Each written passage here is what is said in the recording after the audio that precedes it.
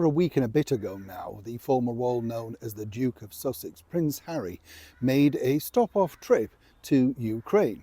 This was, of course, on his way back from trying to secure security over here in the United Kingdom, because apparently we're far more dangerous here than perhaps Nigeria, Colombia, or indeed Jamaica. These are all the places, of course, that Harry's visited, well, without any problems, in fact, because they've all provided certain levels of security. And in most cases, most of it his own, paying for it himself. But that's really by the by. There was a bigger picture, you see, regarding Ukraine. And once again, Harry is at, how can I put this nicely, loggerheads with his elder brother, the Prince of Wales, Prince William. Let me explain. Morning, chums. Good to see you. Thank you so much for your time today. Lovely to have your company. By the way, you know, I saw this thing. I don't know if you've heard this over here in the UK, but apparently the government are trying to do this experiment where they're blocking out, the sunlight. You know, I think a few people's pictures might do that, don't you? Particularly from the current government, as many people feel.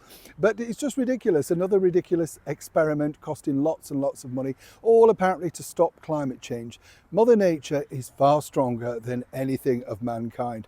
I think we've all seen that if you go weeding in the garden, you know what I'm saying? It doesn't matter what you put down, Mother Nature will come back, push through and fight on. So again, another huge waste of money. But of course, you know, they need to do something to get headlines to look like they're doing something, don't they? You know, the sort of thing I mean. It's a little bit like that particular headline when the former royal known as Prince Harry, the Duke of Sussex, popped up in Ukraine as sort of predominantly about Invictus, and then he went to see some of the great work that the people are doing over there. I don't know about you, I'm not quite sure exactly what it achieved other than trying to steer away from the absolute shambles that is the Centre Barley charity debacle. I mean, truly, that some people might suggest is the bigger problem.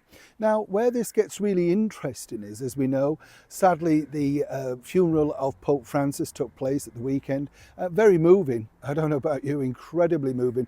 Whether you're of that faith or not, it just shows, doesn't it, the level of commitment that goes to that. And obviously representing His Majesty the King, and all of us, in fact, from the United Kingdom and the Commonwealth, was none other than the Prince of Wales, Prince William. Lots of people attacked the current President of the United States, President Donald Trump, for wearing a blue suit. Seemingly, though, there were many people in blue suits, including the Prince of Wales. That's because on the invitation, I can tell you, it said, you know, it didn't have to be formal, but lounge suits were requested. Now, there's been a sort of shift from black to, you know, lighter suits, and I can understand that in a sense. A lot of people don't want it to be a somber occasion. But again, that's the mainstream media trying to twist a story. Absolutely nothing wrong in that whatsoever. What was wrong in the eyes of Harry, I've been told, is the fact that, I don't know if you know this, but the person that actually got I don't know if you know this, but the person that actually got President Trump and President Zelensky talking, literally, following the funeral, was none other than the Prince of Wales. And this is the reason why.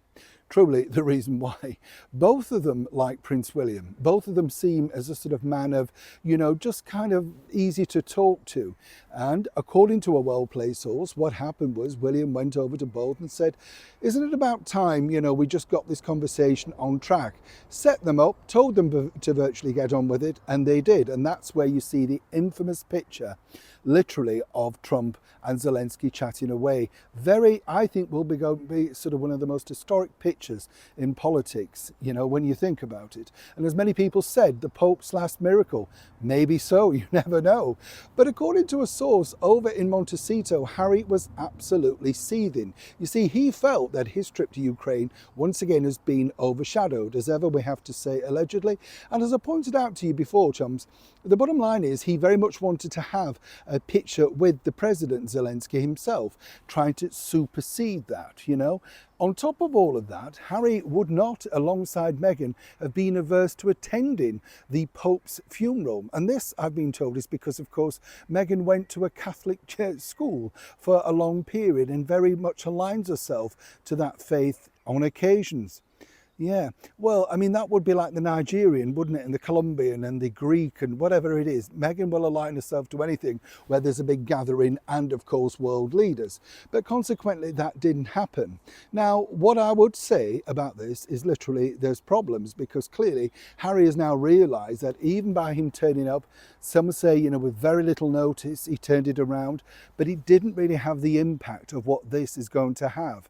And if William indeed did get everything, you know, moving towards some sort of conclusion, then it just proves how far he's come as an elder statesman, as it were, a statesman representing us on the world stage. And that is why one would suggest, even if Harry was still part of the royal family, it would have still gone to William, royal protocol or not. Neil Sean in the very heart of London.